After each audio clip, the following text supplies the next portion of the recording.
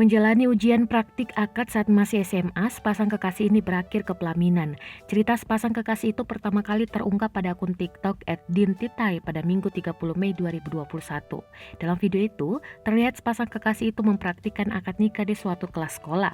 Tampak pula teman-teman sepasang kekasih ini ikut menyitari dan melihat latihan akad tersebut. Hingga artikel ini tayang, videonya telah ditonton lebih dari 3,2 juta kali. Bahkan sejumlah warganet juga mengomentari cerita unik kedua sejoli ini. Ditelusuri tribunnews.com, lebih lanjut, cerita sepasang kekasih ini milik Dinda Rizky Ramadhani dan suaminya Mustafa Agung Wijaksana. Keduanya merupakan warga Sidoarjo, Jawa Timur. Dinda mengatakan ternyata dulu ia dan suaminya satu kelas saat SMA, yakni sekitar tahun 2019. Saat itu, keduanya akan menjalani ujian praktik agama tentang prosesi akad nikah. Lalu, teman-teman kelasnya memilih Dinda dan suaminya untuk menjadi pengantin pada ujian itu. Dinda mengaku ketika itu ia memang sudah berstatus pacaran dengan suaminya.